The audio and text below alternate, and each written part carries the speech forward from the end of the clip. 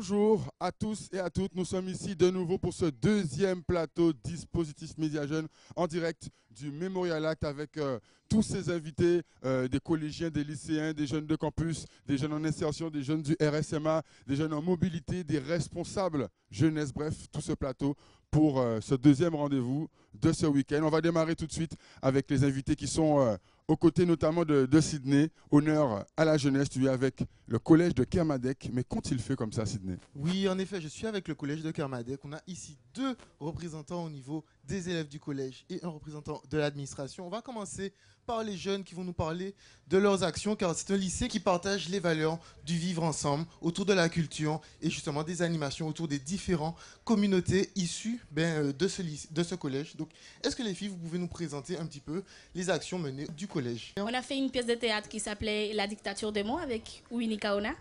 Aussi, on a participé dans beaucoup de pièces de théâtre avec Monsieur Beaufrère, qui était notre prof du PDSA, qui nous a appris à développer les Français, et Madame Paul, qui nous a entraînés.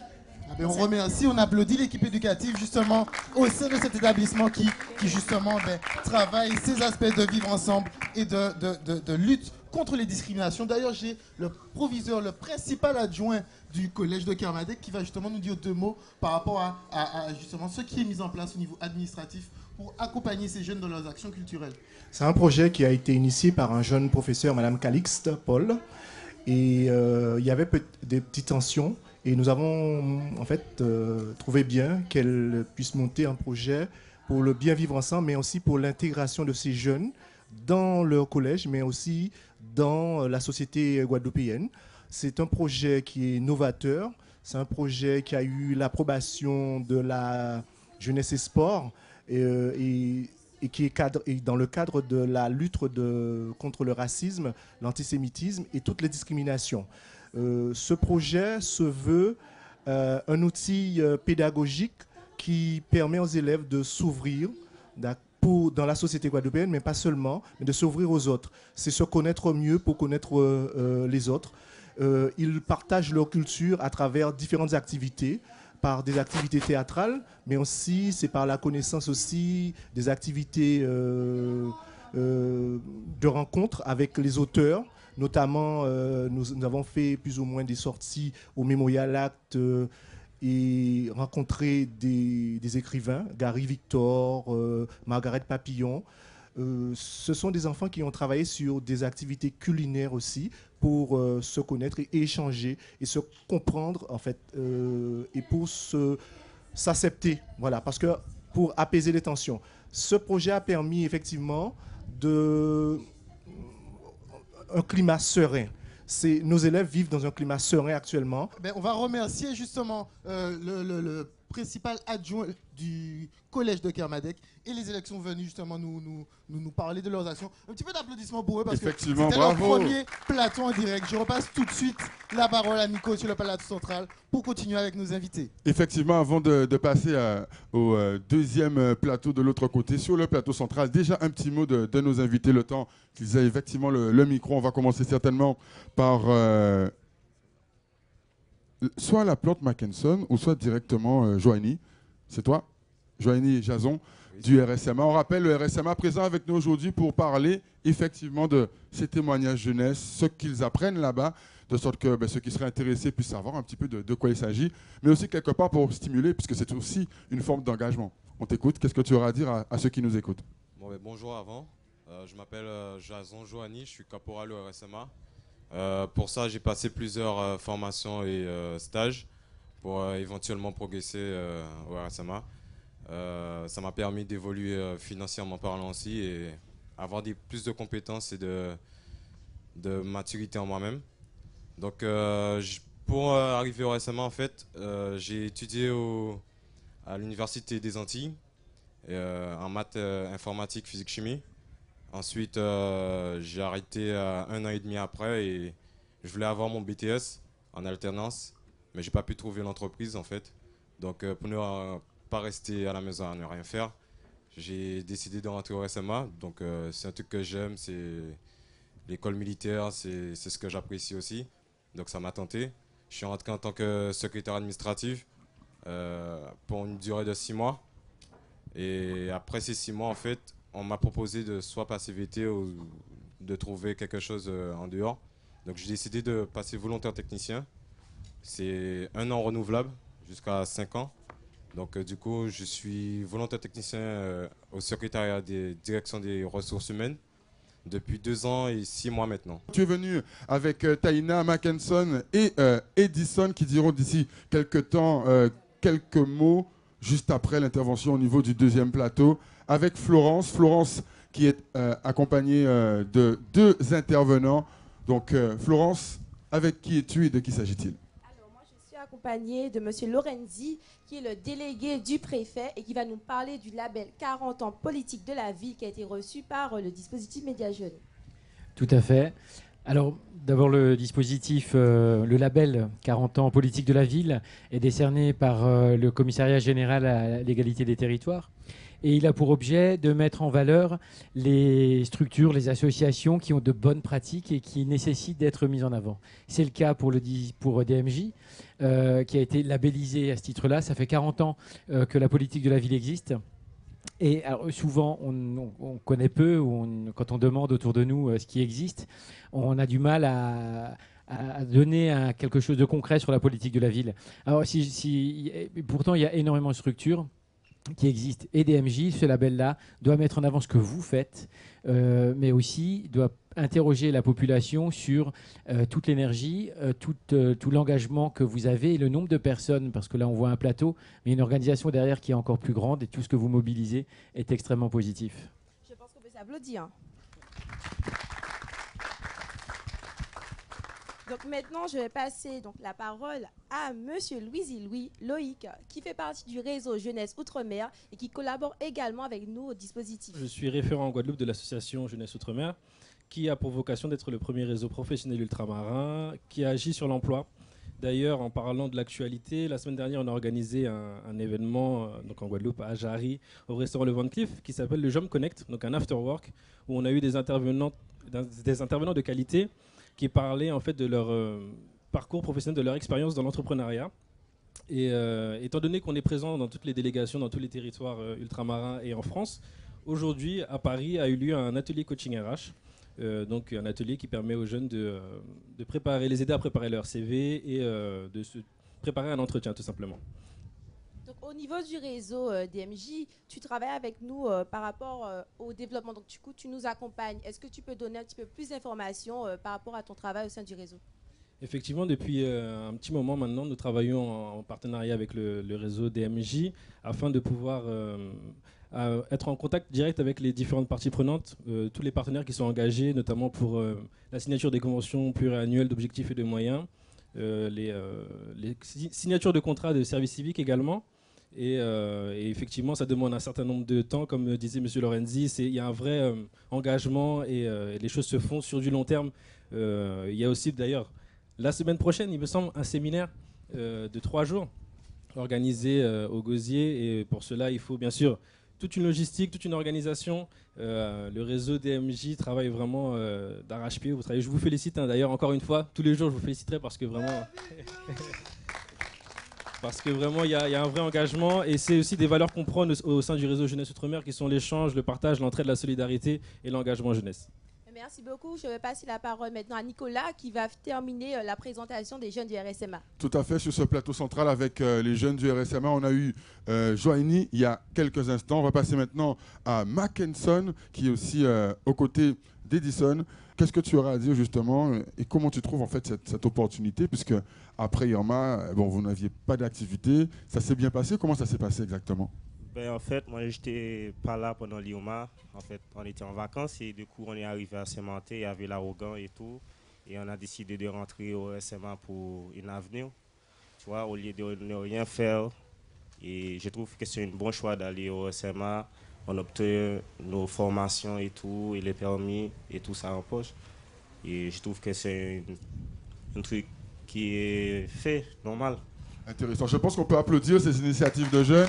On dit souvent que quand rester là, il n'y a pas fait rien. Ben là, concrètement, Ils ont constaté qu'il y avait effectivement une activité de possible. On va conclure avec Taïna maintenant. Qu'est-ce que tu aurais donc à rajouter sur ces opportunités que vous avez au RSMA, mais aussi avec tous ces jeunes qui nous écoutent, qui pourraient faire comme vous, même si ce n'est pas au RSMA, mais aussi ailleurs. Qu'est-ce que tu aurais à leur dire? D'abord, bonjour. Et moi, je m'appelle Aksip Taïna. Je suis première classe au RSMA depuis 1 an et demi à peu près. Et en fait, je suis rentrée au RSMA en tant que stagiaire pour suivre une formation. Et à la fin de ma formation, comme mon collègue, on m'a proposé un contrat d'1 an renouvelable en tant que secrétaire au poste de commandement du RSMA. J'ai accepté parce que ça nous donne un peu d'expérience et c'est pas seulement que le permis comme les jeunes le voient en fait. Et beaucoup pensent que le RSMA n'est... En fait, par rapport à tout ce qu'on entend, beaucoup pensent que le RSMA, il n'est pas bon, il y a des trucs qui ne vont pas. Mais il n'y a pas que ça. On apprend beaucoup de choses, surtout être à l'heure, respecter les autres, vivre en communauté et tout ça.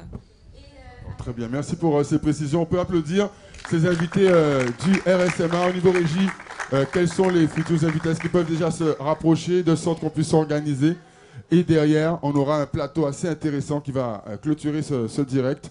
De combien de temps dispose-t-on? Je pourrais me rapprocher de la caméra épaule, de sorte de faire le point. On précise justement, le temps de me rapprocher de cette caméra épaule, on précise justement qu'aujourd'hui, nous sommes dans la 2e prise d'antenne ici, en direct du Memorial Act. Cette antenne va encore durer quelques instants. On va faire aussi un changement avec les invités Perles de Vie qui vont intervertir leur placement avec les jeunes du RSMA.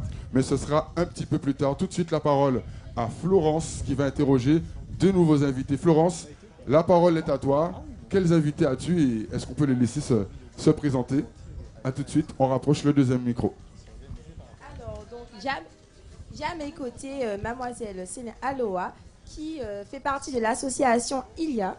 Donc, est-ce que tu peux un peu te présenter déjà et aussi présenter ton association, vos actions, etc. Ok, très bien. Je m'appelle Céline Aloa.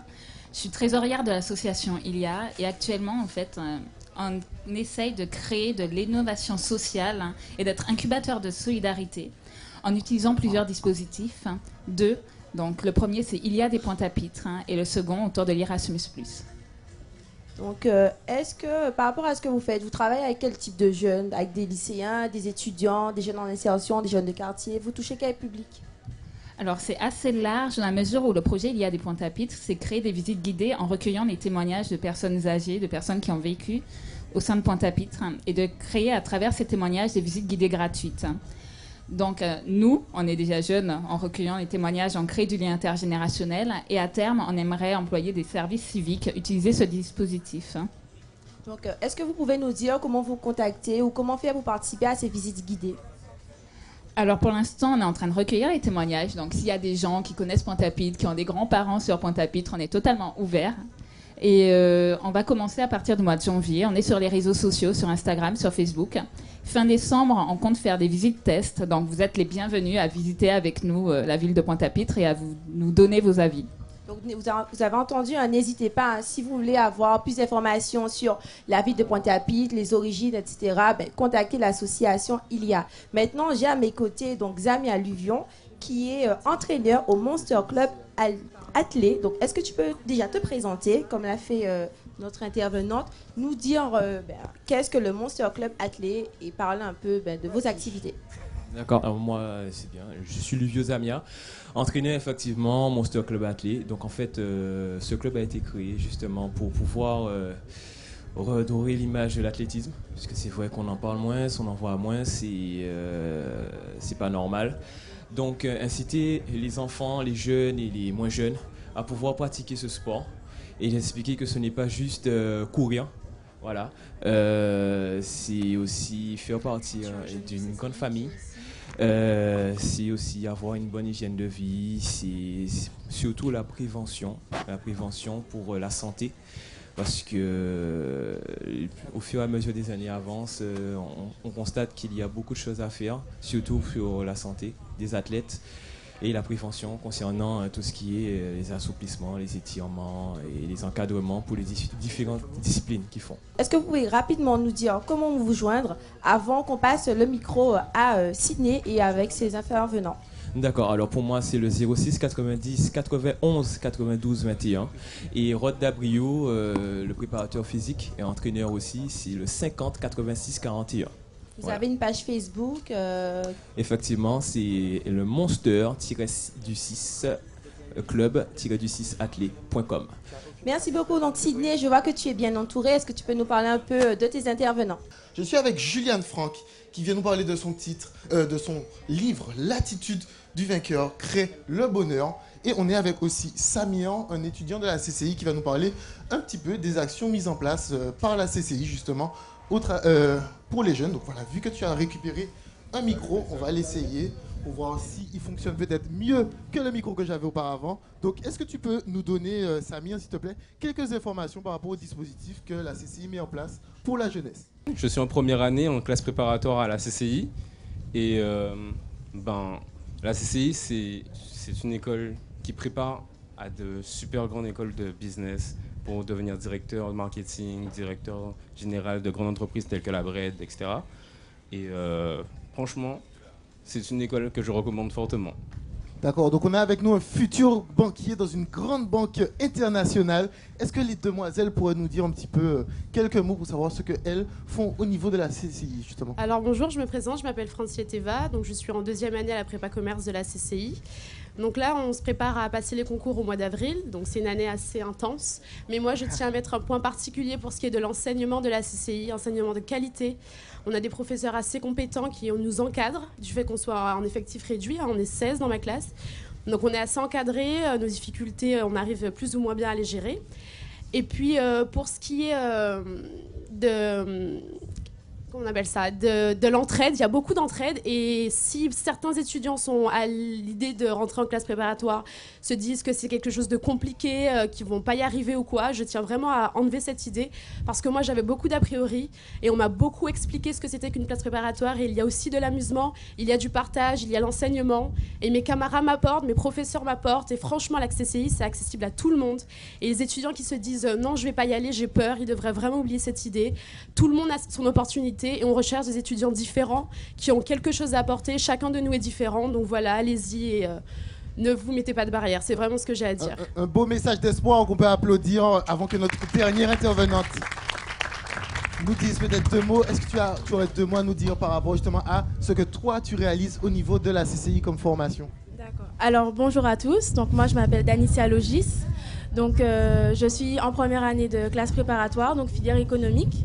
Donc je viens d'arriver, j'avoue que j'hésitais à venir en prépa parce que on me disait que c'était un endroit où on n'avait pas forcément de vie, où il fallait travailler beaucoup. Alors oui, il faut travailler beaucoup. Moi, je pense que partout où on va, il faut travailler beaucoup pour atteindre ses objectifs. Cependant, non, j'ai une vie normale, comme tout le monde. J'ai une vie sur les réseaux sociaux. Je m'accorde à sortir de temps en temps. Parce que c'est important, il ne faut pas rester que dans les études, sinon voilà, il faut s'aérer l'esprit, il faut faire un peu de sport, mais quand même on devient plus responsable. On grandit parce qu'on se rend compte que bon voilà, là on est dans un passage de notre vie où on est amené à faire des choix qui sont très importants pour notre futur et c'est maintenant en fait qu'il faut se donner les moyens d'apprendre, de pouvoir récolter toutes les connaissances possibles pour être compétent plus tard et pour pouvoir arriver le plus haut que possible donc au niveau du travail. Ah ben merci beaucoup justement. On peut applaudir ces jeunes de la CCI qui nous ont donné un petit peu leur point de vue et leur expérience au niveau des formations qu'ils reçoivent à la CCI.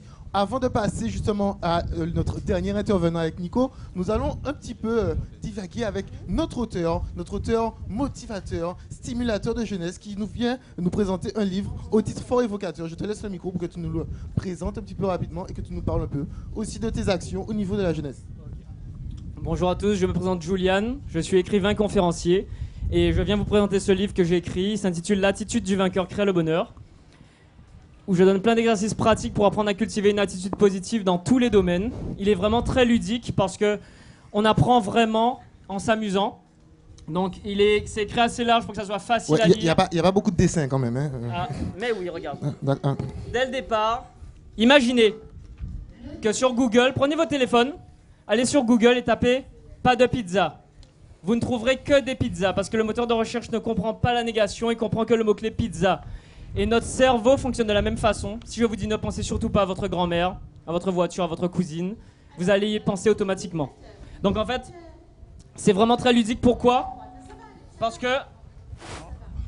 Donc justement, un livre qui va un peu nous... Je dis que ce n'est pas un livre, c'est un vivre. Un vivre. Parce que dès le départ, il y a une page qu'on doit découper. Tu notes 3 objectifs que tu vas atteindre dans les 3 prochains mois. Tu la découpes et tu la mets quelque part où tu peux la voir au quotidien pour te motiver. Et c'est une sorte de livre en kit qu'on peut garder un petit peu dans les 4 coins de la maison pour se motiver en permanence, c'est ça? Il va t'accompagner au quotidien. Il est facile à lire pour qu'on puisse y revenir. Parce que l'apprentissage se fait par répétition. Et justement, si on veut se procurer un exemplaire de ton livre, comment on fait pour en avoir un? Je lance un crowdfunding en début décembre justement, parce que comme j'avais des commandes en métropole, Canada, donc il fallait que les gens puissent me commander sur internet. Julian espace FRANCK. J'espère que ton message est passé. C'est ça un petit peu, on va dire les inconvénients du succès, c'est qu'au final, il est obligé de faire du crowdfunding tellement les gens demandent son ouvrage. Moi, je garde celui-là pour moi. Tu l'as perdu définitivement. Okay. Je laisse la parole peut-être à Nico avec notre ami en plateau central pour conclure au niveau de nos invités de la CCI. Très bien, effectivement. Après cette intervention de Julian Franck et son livre, ou plutôt son, comment il disait ça encore? Son vivre. Son vivre présenté ici sur ce plateau. Nous allons conclure cette partie, notamment au sujet de la CCI, avec un exemple d'entrepreneur qui, après les formations, a carrément commencé directement dans la vie active. On t'écoute, on te laisse te présenter. Tu semblais vraiment très convaincant en off quand tu parlais de ton activité. Fais-nous découvrir ça maintenant. D'accord. Donc, bonjour à tous. Donc, je suis Mathieu Remonec. Je suis jeune créateur d'entreprise.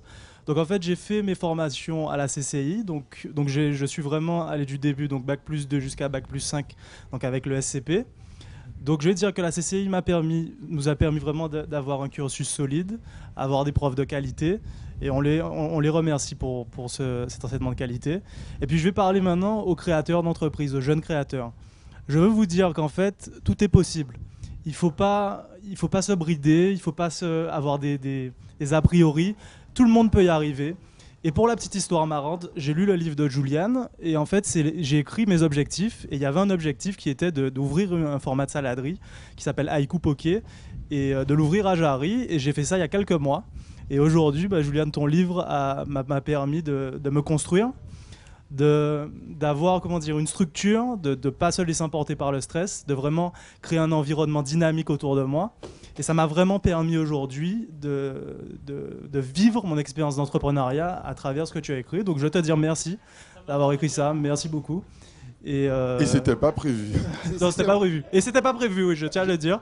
C'était pas du tout prévu. Ça va justement renforcer les commandes, donc il faut vraiment que tu accélères sur le crowdfunding. Faut préparer les stocks là. D'accord. Donc voilà, je voulais aussi dire aux futurs créateurs d'entreprise, n'hésitez pas à vous rapprocher auprès de la CCI. On vous donne des formations, une vraie structure, des idées, une vraie vision. Apprenez à créer votre vision vraiment. Et tous vos objectifs peuvent devenir réalité, mais il faut se donner et il faut travailler. Donc voilà, c'est ce que j'avais à dire. Message clair, net et précis. Sous vos applaudissements, évidemment, ici, en direct du Memorial Lac. Je crois maintenant qu'on va passer à Florence avec ses invités. On t'écoute. Donc, 2 représentants de l'association Perle de Vie, donc la présidente, mademoiselle Nicolas, et la secrétaire, madame Pradet. Donc, est-ce que vous pouvez nous parler un petit peu de l'association Perle de Vie? Je rappelle que dans quelques instants, va démarrer votre conférence sur les addictions aux jeux vidéo. Oui. Donc, bonjour à tous et merci au réseau DMJ de nous avoir invités aujourd'hui.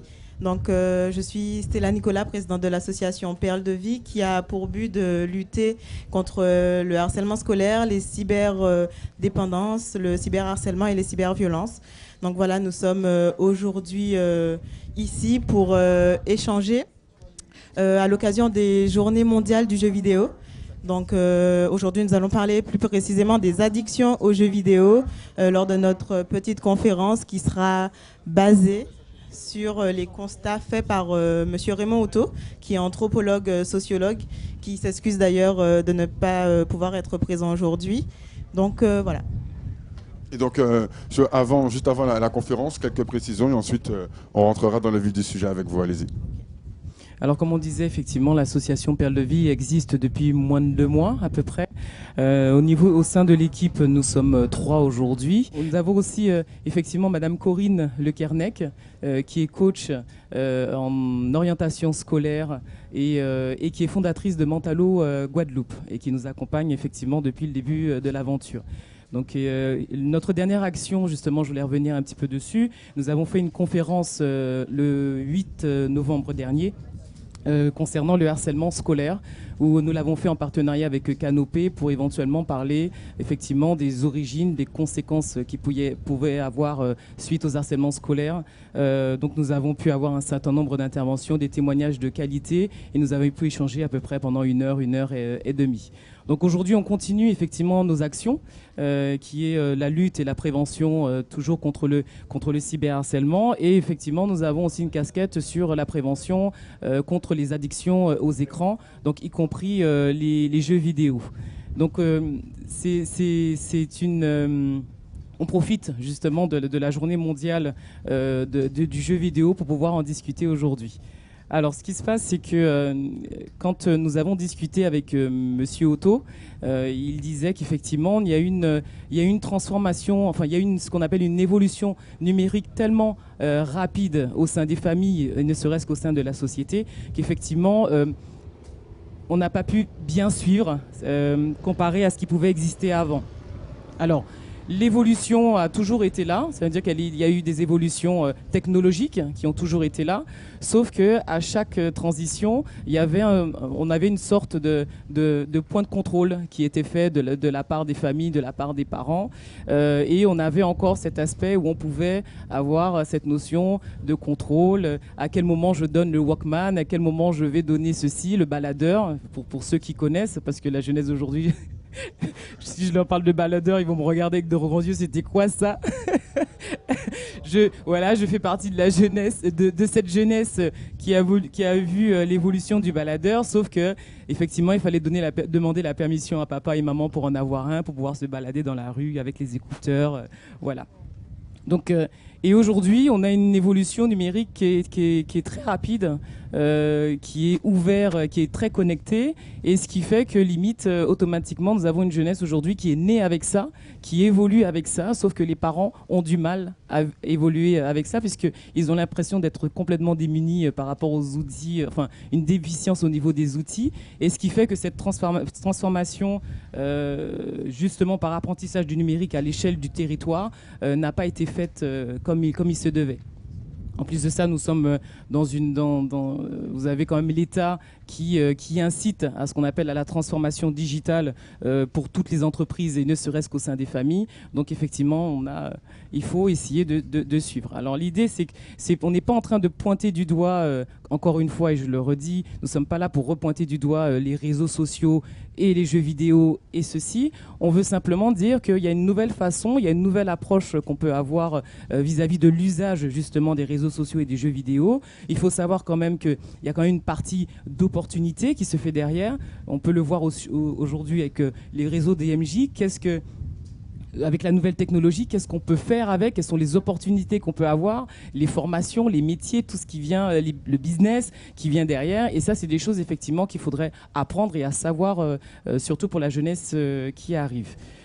Justement, donc notre conférence va se porter essentiellement dessus. Je vais en profiter pour passer le micro à Stella, qui va parler essentiellement de l'évolution numérique au sein des familles et qu'est-ce qu'on peut constater aujourd'hui. Avant, nos aînés avaient le temps en fait, de s'adapter aux évolutions. Parce qu'une fois qu'une évolution arrivait, on n'était pas dans une société de consommation comme on l'est aujourd'hui. Ils avaient le temps en fait, d'appréhender avant d'acquérir le nouveau Walkman, etc. Et donc du coup, ils avaient le temps en fait de se préparer, de penser aux éventuels risques ou de penser en fait comment est-ce que ça pourrait changer leur mode de consommation ou pas avant d'acquérir ce bien. Et aujourd'hui, en fait, il n'y a plus ce délai en fait. À partir du moment où on voit une innovation, on est intéressé, on peut tout de suite l'acheter, on peut tout de suite l'avoir sans penser aux conséquences que cela peut avoir sur nos vies. Et aujourd'hui, dans les familles, en fait, les parents utilisent les réseaux, enfin le numérique comme un avatar, en fait. Ils se disent c'est le moyen de rajouter en fait une autre activité pour mes enfants. C'est bien qu'ils aient des activités avec et sans parents, sauf qu'en fait aujourd'hui les sources d'informations sont très nombreuses et constituent vraiment un réel danger. Et sans apprentissage, ils ne peuvent pas en fait la différence entre les activités avec maman, les activités avec maman et papa, les activités avec ou sans. Et donc du coup, ils ont besoin en fait des parents pour leur apprendre. L'école aussi peut aussi intervenir dans cet apprentissage. Mais si l'école n'a pas le temps, par exemple, les parents sont toujours là, eux. Donc c'est aussi le but de notre association, d'aider aussi les parents à comprendre en fait ces nouveaux outils pour qu'ils puissent mieux accompagner leurs enfants. Et donc, comme le disait aussi Monsieur Otto, il ne faut pas oublier en fait que le numérique, c'est un outil de communication, mais il ne doit pas être utilisé uniquement en fait. Pour bien m'exprimer, ce qu'il faut retenir, c'est que la communication avec les parents, le vrai lien social, c'est ce qui est important en fait.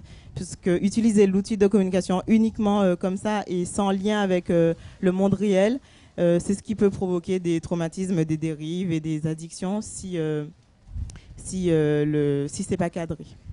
Voilà. Donc on poursuit, 5 minutes de conclusion, on vous écoute. Alors justement, on va continuer avec le témoignage de Jean-Pascal Nicolas, qui est aussi membre actif de l'association et qui est cofondateur de Perles de Com. Donc bonjour à tous.